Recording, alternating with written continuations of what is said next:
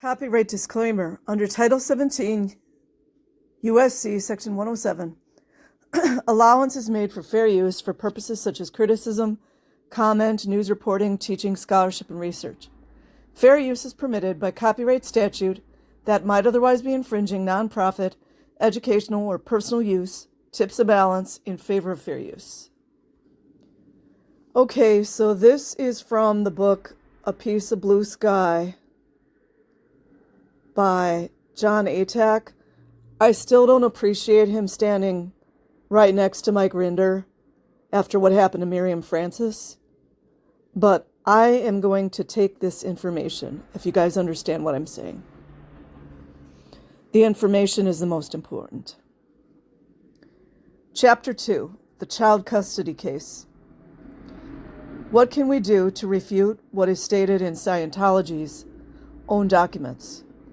Counsel for the Scientologist father in the custody case. In spring 1984, I learned of a child custody case in which Scientology was at issue. The father, a church Scientologist, was seeking to retain custody of his two young children. The mother and stepfather had left Scientology. By the way, there's a lot of stories like this. So if you ever notice the more maternal, especially the women, since I am a woman, I relate more to the woman. The women who decide to get out of Scientology because they don't want to be in it anymore, they fight for their children, and their children literally get stolen right from their arms, literally, because Scientology has so much money. Evil. Like I said, you guys, look at the word evil. It is live spelled backwards.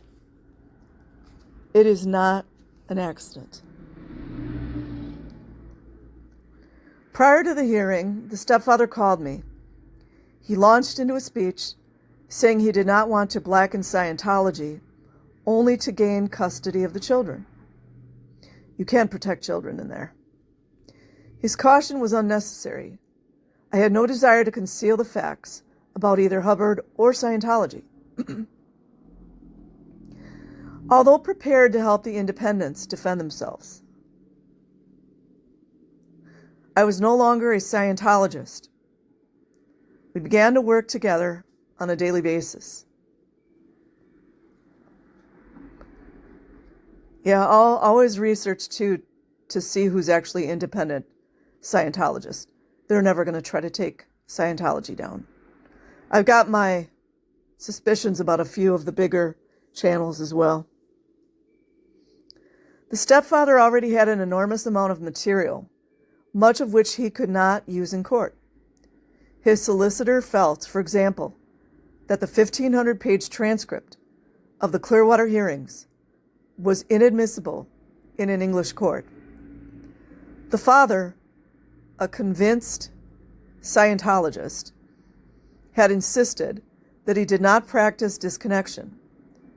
I was given 3 letters he had written to his business partner in 1983, disconnecting from him and suggesting that a screen be put in their office to avoid even visual contact with his suppressive partner. Wouldn't you think at this point the Scientologist would wake up? I mean, like, unreal. I'm sorry to be mean, but to some Scientologists that do this kind of stuff, you don't even understand how stupid and crazy you look to other people. Because you do. You do. The head of the Scientology school in East Grinstead was being called as a witness. She denied that a 12-year-old girl had received a withhold pulling session. Let me repeat that again, just in case someone didn't hear. She denied that a 12-year-old girl, for my troll, had received a withhold pulling session at the hands of 3 of the school's staff at the hands of 3 of the school's staff. To pull withholds is Scientology's for making someone confess to their transgressions. It's like a sin, in a way. Minutes of the school's board meetings had to be publicly available, yet the filed copy made no reference to the withhold pulling session. I obtained an unedited copy of the school's board minutes, which not only proved the headmistress's sworn statement untrue, but showed the school's attempt at concealment. Then there were Hubbard's own published statements. I found references to fair game, a passage where Hubbard called non-Scientologists raw meat, and much more. Of course, church members are forbidden by policy from making any public criticism of either Hubbard or Scientology. The strength of this taboo is shown by the criticism I received from some independents for my wholehearted involvement in the case. The future of the children and their future happiness was less important to them than maintaining a public relations shield for Hubbard and Scientology. This attitude stems from the belief that the tech is a world-saving force, and that if anything is awry, it will not help to broadcast it. It has to be emphasized that public admissions of wrongdoing, apologies, and steps to prevent repetition are foreign to the mentally instilled into Hubbard's converts. In other words, the brainwashed. The MK Ultra. The case concerned the custody of a 10-year-old boy and an 8-year-old girl.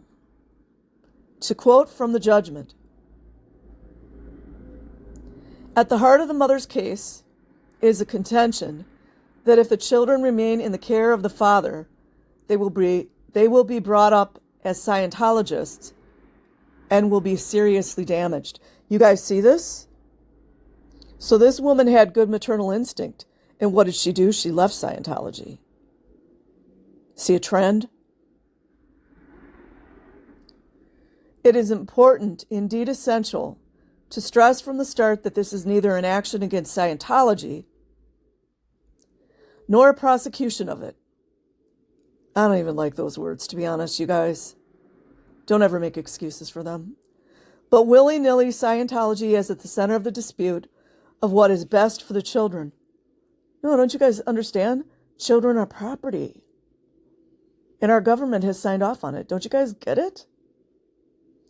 The father and his counsel have stressed that they are not here to defend Scientology. That is true in the strict sense that the Church of Scientology is not a party to the proceedings.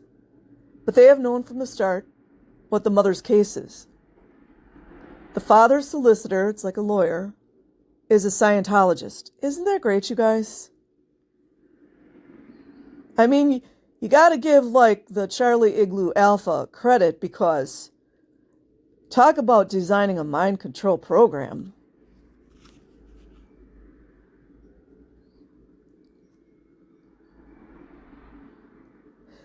The father's solicitor is a Scientologist. He has been in communication with the solicitors who act for Scientology.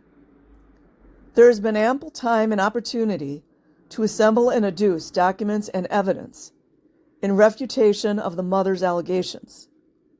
You know, you can't do that, right? None has been adduced. Why? Because the mother's case is based largely on Scientology's own documents, and as the father's counsel candidly, albeit plaintively said, what can we do to refute what is stated in Scientology's own documents? I'm just interjecting. I remember reading on some site, it was quite an old site, this is a long time ago, that John Atack was an independent Scientologist. Whether that's true or not, I'm not sure, but I do wonder. Because sometimes when people first get out of Scientology, they call themselves independent Scientologists. And then in time, when all the mind control wears off, then they separate themselves. But I do know that there are some people out here, I'm not going to say names, there are some people out here that are purporting that they're going up against Scientology and Scientology's dirty tricks, but yet they're still calling themselves independent Scientologists, and they are actually giving people auditing. Just go do a little research. How could you trust someone like that? I can't. It even makes me wonder if those particular people have even left Scientology. It just makes you wonder. The parents were married in 1973, and late that year, B, the son, was born. G, the daughter, was born in December 1975. So these kids would be in their late 40s, early 50s now. I don't know if they're still in. We'll find out. In January 1979, the parents signed agreements by virtue of which the father had custody of the children and the mother access. In March 1979, the father filed a petition of divorce on the ground of the mother's adultery with the stepfather. I mean, honestly, we don't know if that's really true, because they're really good for dirtying women and women's names in Scientology. Cupcake Mom come to mind? In September 1979, by agreement, custody was committed to the father. Of course it was. Even though back in the 70s, women always got the kids. Isn't that funny? Wonder what happened to the little girl. You guys know what I'm saying. The divorce was made absolute in November 1979. The father and stepmother married. The mother and stepfather also went through a ceremony of marriage, believing that they were free to do so. In fact, the stepfather's divorce had not gone through. I hope ATAC checked his references here. I'm just saying. He does seem like he would have done that. In May 1980, there began a hearing by the Scientology chaplain's court concerning the custody of the children. Scientology's chaplain's court. Can you believe this crap? The decision, inaccurately described as an agreement, was that custody should remain with the father. Mind you, 1970s women always kept the children. And I don't know that that was always great either. The mother and stepfather subsequently left Scientology. Oh, so he was a Scientologist as well. And decided to take the matter to law. Justice Lady continued. As to the separation in 1978, the father said in his affidavit, hold on,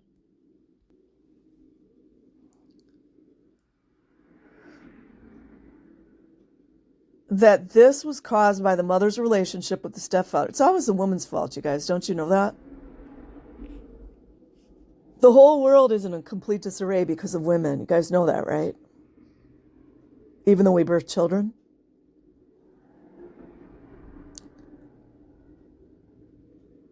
In his oral evidence, the father accepted that he had drawn up what in Scientology language is described as a doubt formula. Doubt is one of the ethics conditions, in which he said that he considered himself the mother's intellectual superior. Narcissism, anyone? That he had doubts about the wisdom of the marriage, and that separation had been discussed on a number of occasions. It is scarcely surprising that with a husband who so regarded her, she became attached to a man who held her in full regard and affection. Yeah, it bees like that. As to the custody agreements in 1978 and 1979, the father naturally attaches much weight to them. The mother says that throughout she wanted the children and believed that it would be better for them to be with her. Yeah, that's how Mother Nature made it, right? Not that there's not some really good dads out here. She was a committed Scientologist at the time. Mistake number 1. Scientology forbids recourse to the law courts of the country, save in special circumstances, with permission. The mother says that she agreed to the father having custody because of the pressure brought to bear on her by the father and the Scientologists concerned. The father accepts that she agreed very reluctantly.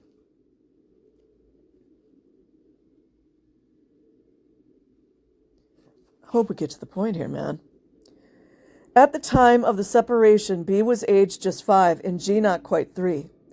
Had the dispute come to court, one cannot be sure, of course, what the decision would have been, but it is not unlikely that children so young would have been put in the care of a good and devoted mother, as this one is and always has been. As to the chaplain's decision, the Scientology chaplain,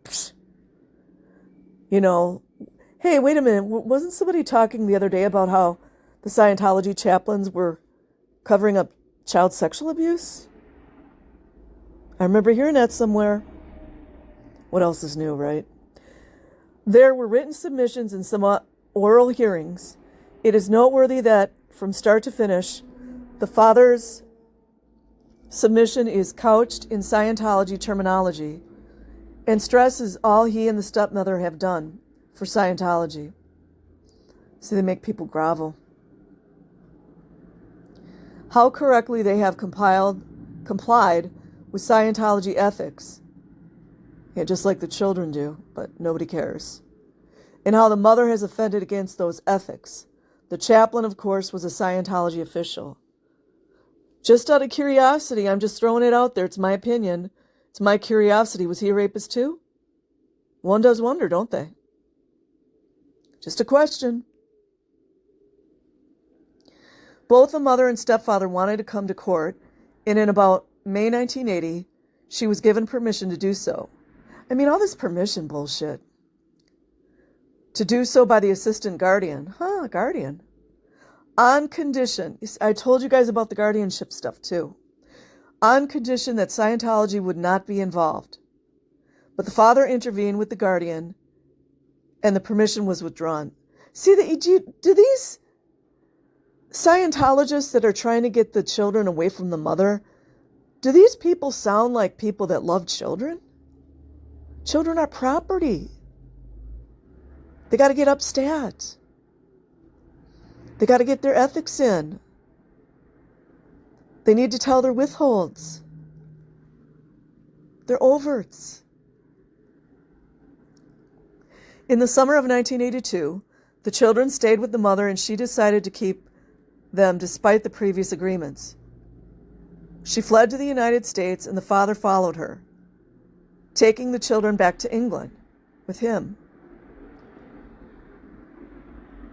Justice Lady continued, having admitted that, were it not for the father's adherence to Scientology, he would have ruled that the children stay with him.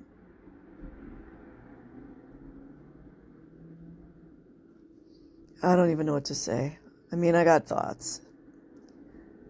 What then is the Scientology factor and what weight should be attached to it? Horrendous, sinister, a lot of rotten apples in it? Those words are not mine. They are the Father's own words describing practices of the cult and what it does to people inside, like children, Johnny Tech, and outside it. A lot of villains in it. Dreadful things have been done in the name of Scientology. These words are not mine. They are the words of the Father's counsel.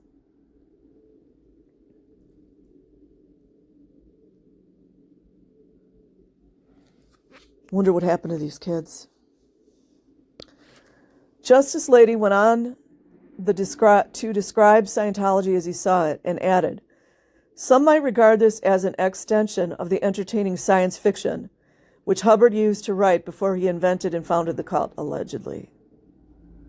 It's got Charlie Igloo Alpha all over it, in my opinion. But in an open society such as ours, is it now?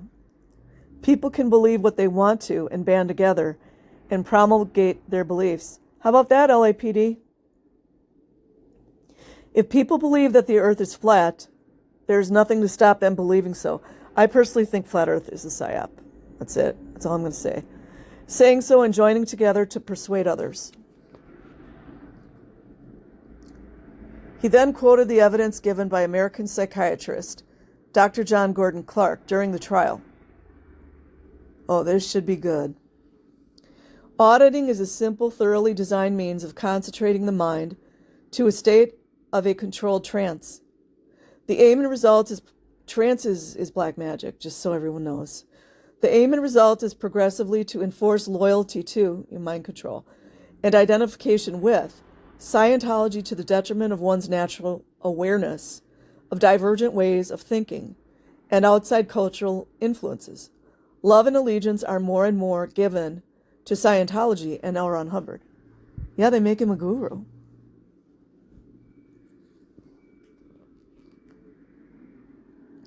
Justice Lady further wrote that in blunt language, auditing is a process of conditioning, brainwashing, indoctrination. And our government's fine with it. Do you guys ever wonder why that is? I know, I'm not going to go into it. Justice Lady compared the truth about Hubbard with the church's published claims. To promote himself in the cult, he has made these among other false claims.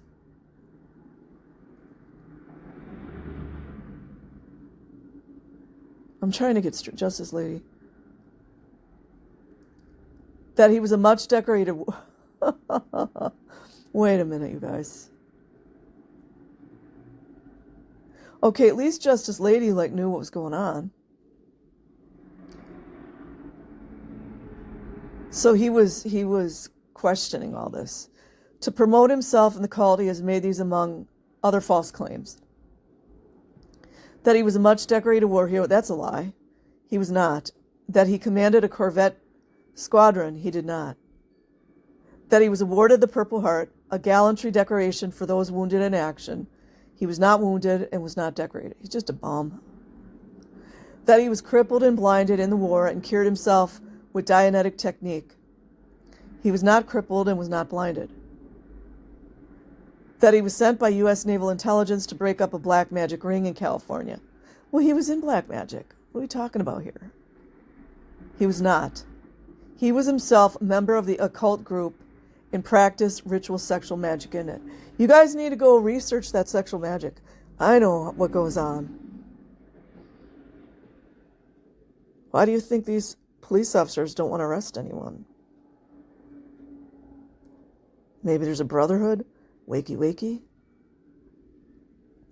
That he was a graduate of George Washington University and an atomic physicist. Can you imagine that moron being a physicist? Come on, guys. The facts are that he completed only 1 year of college. That's disputable. And failed the one course on nuclear physics in which he enrolled. There's no dispute about any of this. The evidence is unchallenged. Hubbard has described himself as Dr. Hubbard. Now that's funny. The only doctorate he has held is a self-bestowed doctorate in Scientology. Oh, the fact that people go along with this is crazy.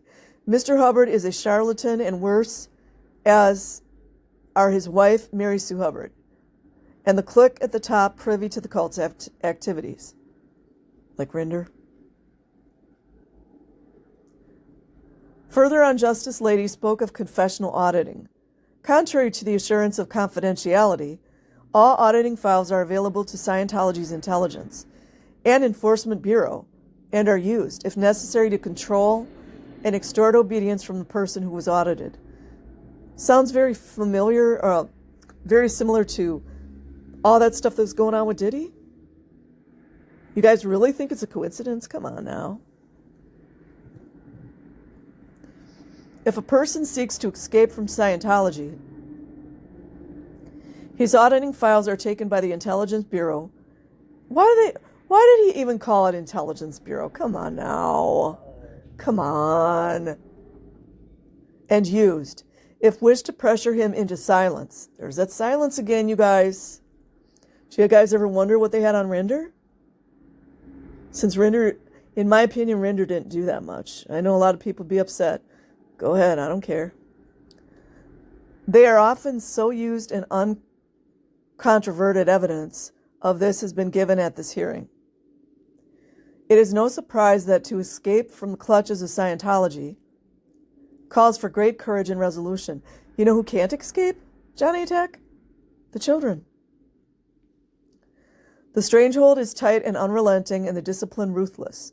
And of course there is the anguish of conscience in the escaper after usually many years of commitment to Scientology.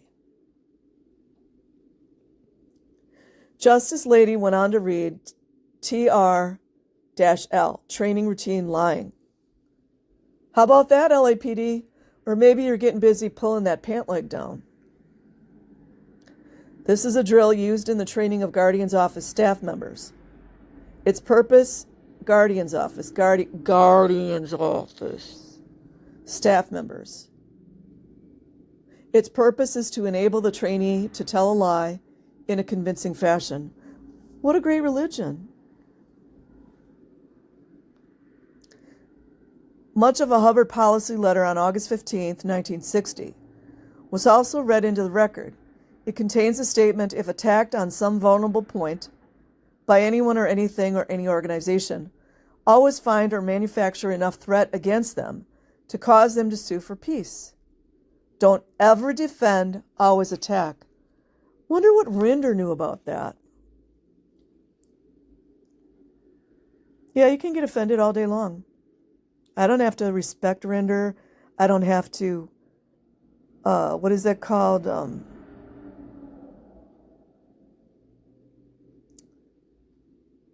don't have to bow down. And never will.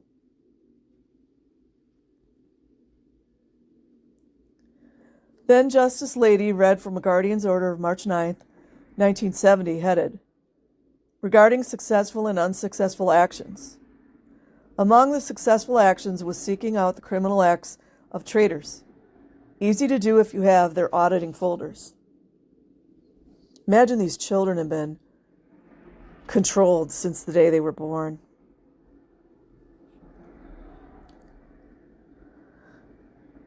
Such as myself, I suppose. GO, Guardian's Office staff, like Rinder, were to create a fictitious company, a press agency was recommended, and use letterhead paper to make inquiries. Information is better discovered through phone calls than through personal visits. Sexual favors to members of governments had apparently also been successful. Isn't that great, you guys? I want to know exactly what, you can't write something like that and not explain what you're talking about. First, it sounds very misogynistic, number one. I want him to explain what that means. Did they buy prostitutes for these government officials?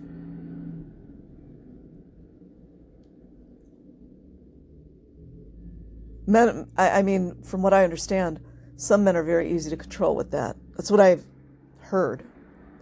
Hostile groups could be infiltrated and documents stolen. Letters can be forged for purposes of character assassination. Anonymous reports can be made to the tax authorities. Justice Lady moved on to life inside Scientology. Imagine that this justice knows what's going on, but all the governments are like, we don't know. Doo-doo-doo. Yeah, we know there's children locked up in there. Like a lot of, no offense, but some of the ex-Scientologists act like that. Not all of them. Some of them do. We don't know. Discipline is ruthless and obedience has to be unquestioning. Scientologists working on the staff are required to work inordinately long hours for their keep and a pittance. Yeah, especially the children. Scientology must come first before family or friends. That's the brave new world I keep telling you guys. Please watch the movie. Much evidence has been given, and not disputed, of how it leads to alienation of one spouse from another. That's the plan. of alienation from children and from friends. I would use much different words. But another witness, Mrs. B, was a Scientologist from 1972 and rose quickly in the organization. Sus number one, when somebody rises quickly. I'm just saying right now. She had a 3-year-old daughter. Nonetheless, for a period of months, she was required to work from 8:30 a.m. to 1 a.m. She was allowed only 15 minutes daily to put her daughter to bed. You guys telling me that more babies didn't die? Come on. I'll bet there are baby skeletons all around these buildings. I would bet my life on it. I would bet my life on it. And the people that were involved are going to keep their lips shut tight, or they're already passed away.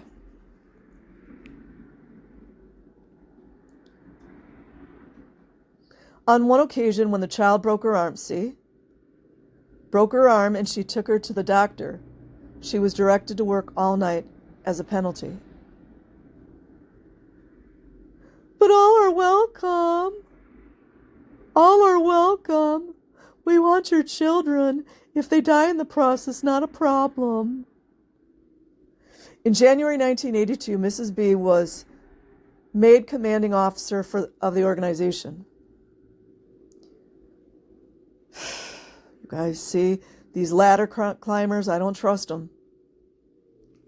St. Hill UK Foundation.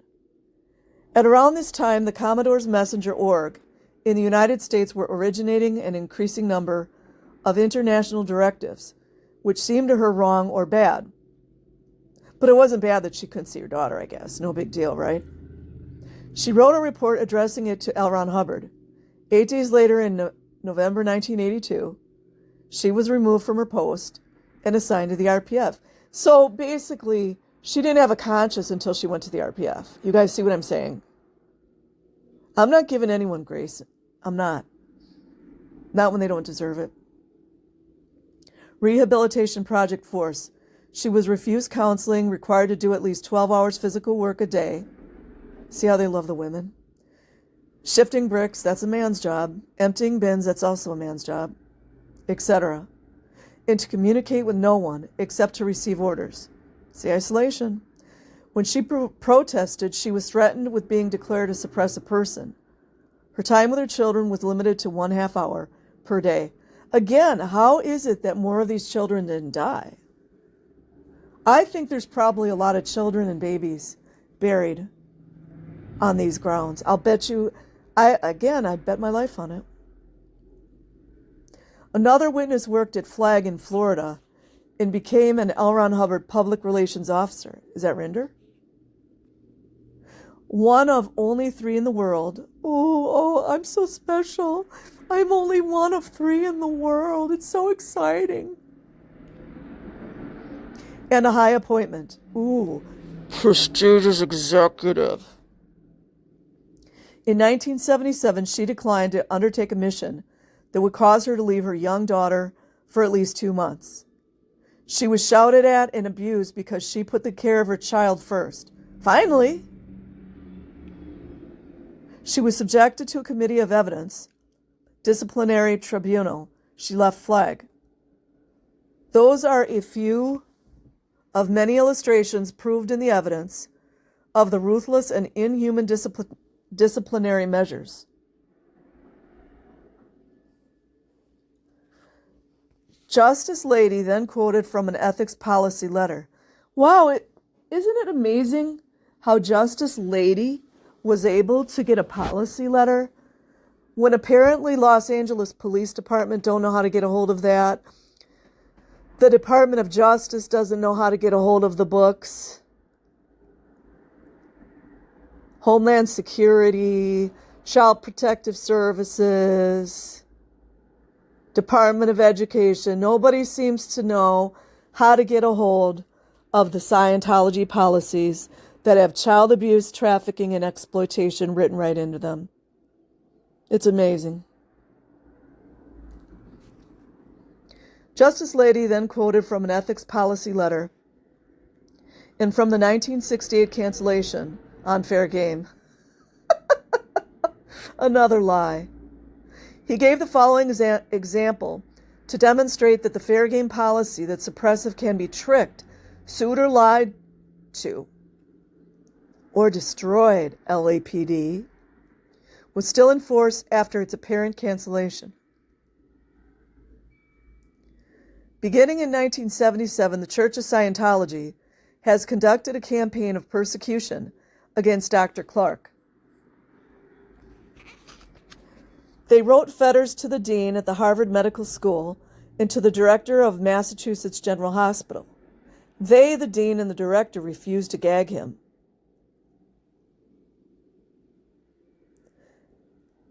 There, the church's agents tracked down and telephoned several of his patients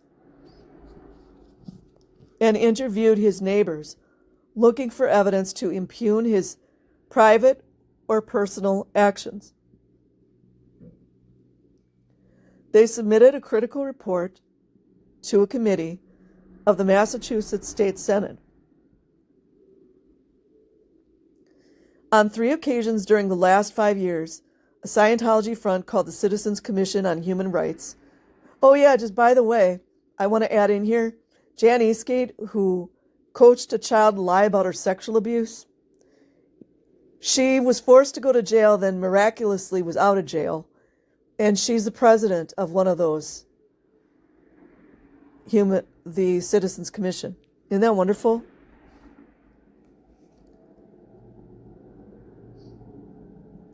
Human Rights had brought complaints against him to the Massachusetts Medical Board of Registration, alleging improper professional conduct. No, that would be Moxon. Oh, wait, not Moxon. Who was the so-called medical officer that oversaw, what's her name? The Lisa McPherson.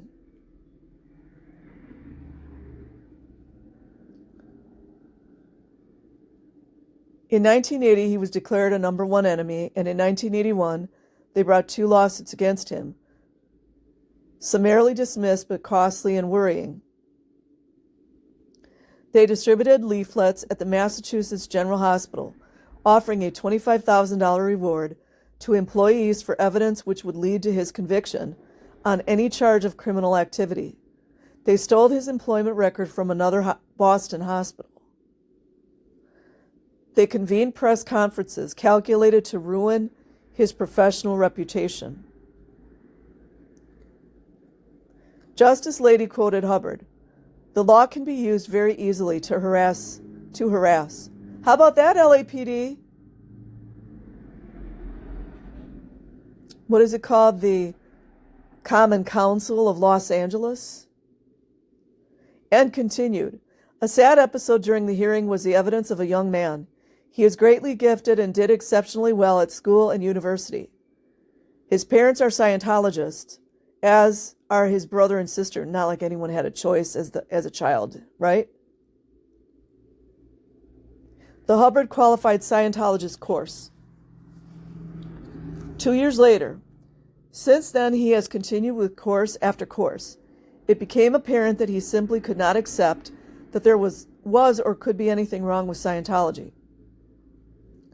The part of his mind which would otherwise have been capable of weighing objectively the criticisms of Scientology had been blocked out by the processing. He has indeed been enslaved." I want to add in there too, do you guys think, look at pictures of Hubbard, especially when he was older, do you think that he had the mindset or the intellectual capacity to come up with all of this by himself? Come on, you guys. In his conclusion as to Scientology itself, Justice Lady had this to say: "Scientology is both immoral and socially obnoxious. In my judgment, it is corrupt, sinister, and dangerous. It is corrupt because it is based on lies and deceit, and has as its real objective money and power for Mr. Hubbard, his wife, and those close to him at the top. It is sinister because it indulges in infamous practices, both to its adherents who do not toe the line unquestioningly, and to those who criticize or oppose it. It is dangerous because it is out to capture people, especially children. Troll. Especially children. And impressionable young people. Troll. Impressionable young people. Especially children and impressionable young people, and indoctrinate and brainwash them so that they become the unquestioning captives and tools of the cult, withdrawn from ordinary thought, living in relationships with others. Yeah, the slave labor of the children, that's what's paying Los Angeles Police Department salaries when they work over there and pretend to guard. What a joke. Freaking joke. Mr. Justice Lady awarded custody of the children to the mother. Wow. Wow, once in a while you see some justice. Late in the hearing, the father had made a heart-rending proposal. He and his new wife would abandon Scientology until the children had grown up. Can you imagine the idiocracy? It's a good shore lie, isn't it? It was moving not because he would have to abandon Scientology, but because for making such a suggestion in court, he risked being ostracized by the Scientology church and community, whatever the outcome. The justice felt that because the father and his wife were committed Scientologists, their removal from East Grinstead and from the church would not be enough. The baleful influence of the church would, in reality, still be there, and the children would remain gravely at risk. Boy, once in a while, you guys, you see some justice. Imagine this is 1984. The justice also gave two very telling examples of that baleful influence. Listen up, LAPD. Recently, B asked his mother whether he could have a certain friend or stay for the weekend with him, because he's the only one whose parents will let him come to your house. Recently, G asked her mother why she was not a Scientologist. Her mother pointed out that people could be good people without being Scientologists, and observed that two widely respected personages in whom G is interested were not Scientologists. To this, G replied, "They would be better if they were." Thank you. So I will leave a link in the description box. Like and subscribe if you choose. Otherwise, have an amazing day or night wherever you are. Peace.